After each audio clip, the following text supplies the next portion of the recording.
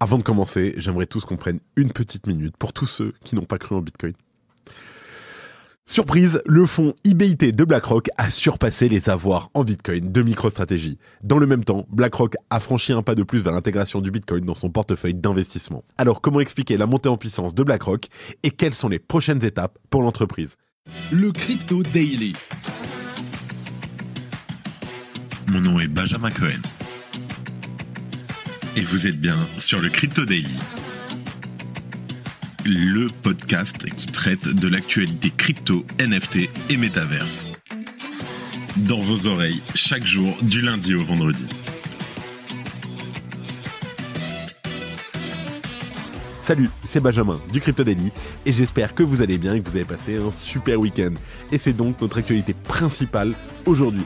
On verra ensuite que le gouvernement américain détient un pourcentage important de la supply de Bitcoin avant de faire un point sur les demandes d'ETF Ethereum. Mais avant tout ça, et comme d'habitude, le coin du marché avec notre partenaire Swissborg. Here comes the money. Here we go. Et on se retrouve comme d'habitude aujourd'hui, donc c'est pas moi, mais c'est Florent de Swissborg qui va s'occuper de faire le coin du marché. Salut Florent, comment ça va? Alors, on a un Bitcoin qui est au top, toutes les minutes il passe en ATH, la dernière fois que je regardais, on est à 72 200, je sais même pas combien ça va être quand l'épisode va sortir. Florent, qu'est-ce qu'on peut attendre maintenant du Bitcoin? Donc, j'imagine qu'on est en price discovery et surtout des alts qui suivent. Alors ouais, évidemment, Ben, comme tu l'as dit, nous sommes en price discovery sur le Bitcoin. Et après avoir rangé pendant quelques temps autour de la zone des plus hauts historiques, entre 60 et 68 000 $, il semble que Bitcoin ait décidé de continuer sur sa lancée. Donc au moment où je vous parle, c'est ça, Bitcoin est au-dessus des 72 000 $, c'est l'euphorie et c'est la folie. Et cela implique aussi que tous les investisseurs sont au vert et c'est vraiment un milestone très cool qu'on peut célébrer. Donc comme discuté la semaine dernière, en général, ces zones de plus haut historique sont des zones clés qui sont très très difficiles à franchir du premier coup.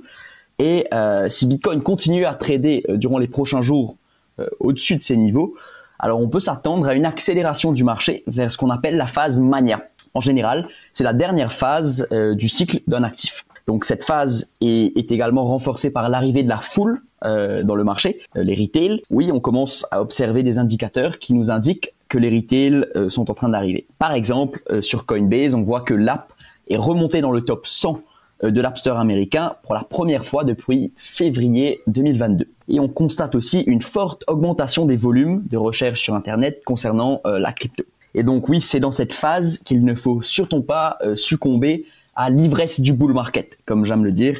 Et il faut maintenir un esprit critique. À un moment donné, il faut se le dire, nous assisterons à un changement de cycle, un changement de paradigme et beaucoup de volatilité. Donc il ne faut pas oublier que c'est jamais une mauvaise idée de prendre un peu de profit, parce que comme le dit un de mes traders préférés, en général, les profits restent en paper et il faut faire très attention à les concrétiser.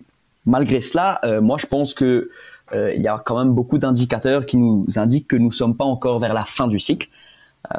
Premièrement, nous avons le halving qui est toujours à venir, qui est en général un catalyseur plutôt bullish pour la crypto.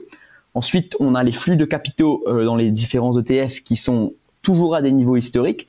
Et on note que depuis les dernières semaines, 10 fois plus de Bitcoin sont achetés par les fournisseurs d'ETF que les nouveaux Bitcoins qui sont minés, ce qui est un catalyseur plutôt positif. Ensuite, on a l'ETF Ethereum qui est très probablement à venir. Et s'il connaît le même succès que celui du Bitcoin, on pourrait s'attendre à beaucoup d'engouement de la part des investisseurs. Et on a encore deux éléments que j'aimerais noter. C'est le pourcentage d'investisseurs à long terme sur le Bitcoin qui est toujours assez plus haut historique, un petit peu au-dessus de 70%. Et on a quand même une baisse des taux directeurs de la Fed qui sont à venir.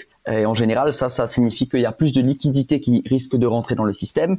Et comme Bitcoin et la crypto de manière générale réagit bien à la liquidité, c'est un autre événement positif. Maintenant, si on focus un peu plus notre attention sur les différents secteurs de la cryptosphère, la semaine dernière, je vous avais parlé des meme coins qui connaissaient un engouement assez fou et qui étaient généralement un peu un signe de local top. Au final, ils sont toujours en train de pump avec des noms comme Shiba, Bonk ou WIF par exemple. Et un autre secteur qui est très en vogue, c'est les coins qui sont aux alentours de l'IA.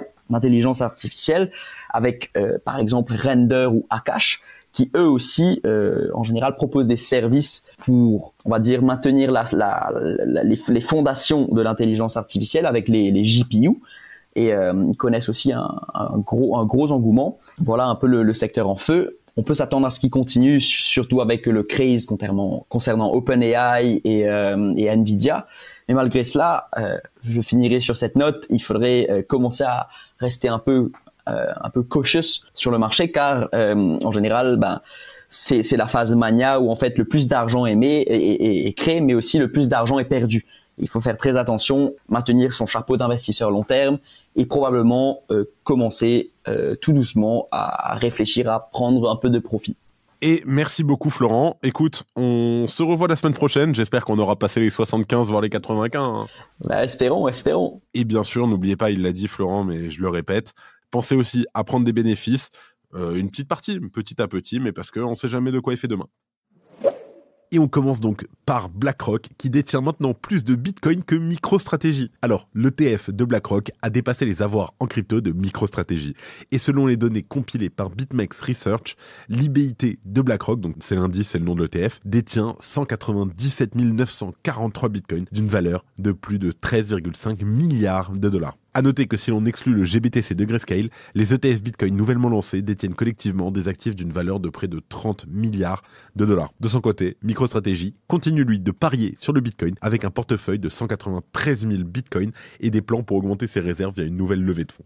Le PDG Michael Saylor reste confiant dans la supériorité technique du Bitcoin sur l'or, le S&P 500 et l'immobilier, affirmant qu'il n'y a aucune raison de vendre le gagnant pour acheter des actifs moins performants. Et ça aussi, c'est une histoire assez drôle parce que il y a quelques mois, on avait tous peur à un moment du prix de liquidation de MicroStrategy qui aurait fait s'écrouler Bitcoin. Je crois qu'on était dans les 13 000 $. Mais en tout cas, bravo aussi à Michael Saylor et MicroStrategy d'avoir tenu le cap. En parallèle, BlackRock a franchi un pas de plus vers l'intégration du Bitcoin dans son portefeuille d'investissement. L'entreprise a récemment déposé un document auprès de la SEC visant à demander la permission d'acheter des ETF Bitcoin Spot dans le cadre de ses fonds d'investissement Global Allocation Fund. Alors en fait, le GAF, le Global Allocation Fund donc, de BlackRock, c'est un fonds d'investissement qui vise à générer un rendement global attractif en investissant dans un large éventail d'actifs. Ça comprend des actions, des obligations et d'autres produits financiers, mais ça offre aussi un investissement diversifié et flexible. Ce fonds totalise aujourd'hui 17,8 milliards de dollars d'actifs sous gestion et est notamment composé de 36% de parts du S&P 500 et 24% en parts du FTSE World, excluant les États-Unis. En tout cas, si cette demande était approuvée par la SEC des États-Unis, les clients de BlackRock pourraient investir dans Bitcoin encore plus facilement. Et dans le cas où 5% de ce fonds serait alloué à Bitcoin, il serait alors composé d'environ 13 000 Bitcoins, soit 900 millions de dollars au cours actuel. Salut, alors on fait une petite pause dans le programme. Est-ce que vous avez déjà entendu parler de Swissborg? C'est la meilleure application pour prendre en main vos investissements crypto. Tout y est super simple et rapide, c'est un vrai jeu d'enfant. Et le mieux, c'est que c'est régulé et autorisé en France. En plus, avec Swissborg, vous avez toujours les meilleurs prix du marché. C'est fini le temps où on payait trop cher sans le savoir. Et si vous ne savez pas dans quelle crypto investir, pas de panique. Avec Best Blockchain, c'est comme un panier tout prêt avec les meilleurs cryptos choisis par des pros. On ne peut pas faire plus simple. Attention, offre exclusive en ce moment. Inscrivez-vous dès maintenant avec notre lien qui s'affiche maintenant et recevez immédiatement un ticket à gratter 100% gagnant et empocher jusqu'à 100 € instantanément. Alors, qu'est-ce que vous attendez? C'est le moment de rejoindre Swissborg et d'investir dans les crypto-monnaies en toute sérénité. Cliquez, inscrivez-vous et lancez-vous dans l'aventure avec Swissborg. En deuxième news, on parle encore d'un gros wallet Bitcoin. On parle du gouvernement américain qui détient presque 1% de tous les Bitcoins. On le sait, faire l'inventaire de qui détient quoi dans le milieu des cryptos n'est pas facile. Et même si la transparence de la blockchain rend l'exercice a priori faisable, c'est loin d'être si facile. Depuis de nombreuses années, certains spécialistes tentent malgré tout de tenir le compte et ce sont les États-Unis qui attirent tous les regards. En cause, des retentissantes affaires qui ont donné lieu à des saisies records. On pense bien sûr à Silk Road et à ses centaines de milliers de bitcoins, mais aussi à bon nombre de dossiers qui ont tourné autour de cette plateforme du Darknet. Dernièrement, ce sont les deux pirates de Bitfinex qui ont collaboré avec la justice. Ils sont à l'origine du vol de 120 000 bitcoins et ont participé à faire augmenter la cagnotte de BTC de Washington. Alors bien sûr, les USA en ont vendu, et beaucoup, mais dans l'ensemble, la balance est largement positive et la première puissance du monde serait à la tête d'un véritable trésor numérique.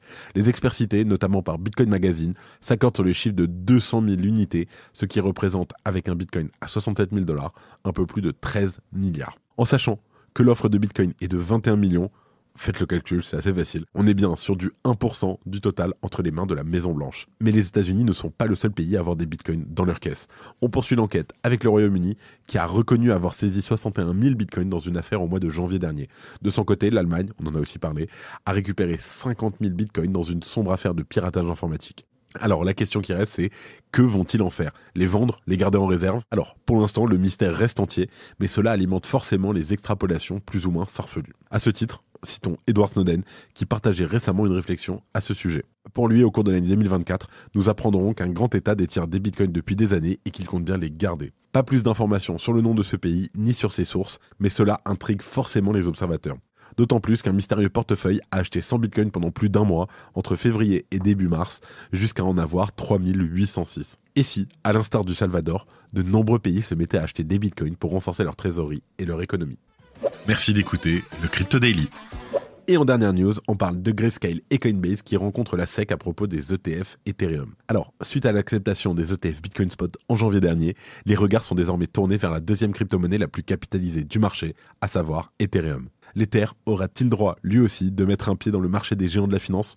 Pour le moment, la SEC continue de repousser les diverses demandes qui se présentent sur son bureau. Et après BlackRock, c'est au tour de Coinbase d'essayer de convaincre la SEC du bien fondé d'un ETF Ethereum. L'entreprise vient donc d'engager des discussions avec la SEC pour évoquer le projet d'ETF Ethereum Spot proposé par Grayscale. Et lors d'une réunion avec la SEC, Coinbase, qui a été accompagné par des avocats de Davis Polk représentant Grayscale, a plaidé en faveur d'un ETF Ethereum Spot. Coinbase a même avancé que les parts d'un potentiel ETF Ethereum Spot devraient être considérées au même titre que celles basées sur les matières premières. L'entreprise a également affirmé que les marchés au comptant d'Ether démontrent une forte résilience face à la fraude et à la manipulation. Elle envisage même de mettre en place un accord de partage de surveillance avec le CME pour renforcer la lutte contre ces pratiques. Mais d'après Eric Balkounas, analyste senior chez Bloomberg, cette réunion ne semble pas nécessairement annoncer un futur positif. Il cite notamment l'absence de commentaires officiels de la part du personnel de la SEC. Pourtant, les données présentées par Coinbase soulignent la robustesse des marchés des futurs et spots d'Ethereum.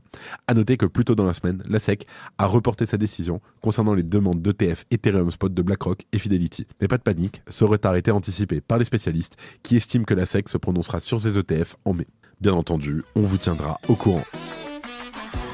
Et avant de terminer, les actualités en bref avec notre partenaire Bean Crypto. Ethereum franchit les $4000 pour la première fois depuis 2021. Le prix d'Ethereum a franchi les $4000 vendredi. Il poursuit donc la tendance haussière du marché crypto juste après que Bitcoin ait établi un nouveau record historique dépassant les $71 500. Ledger désormais compatible sur l'application mobile de MetaMask. Alors, les hardware wallets Ledger Nano X sont désormais compatibles avec l'application mobile MetaMask. Ils permettent notamment une expérience sécurisée et fluide pour les utilisateurs du Web3.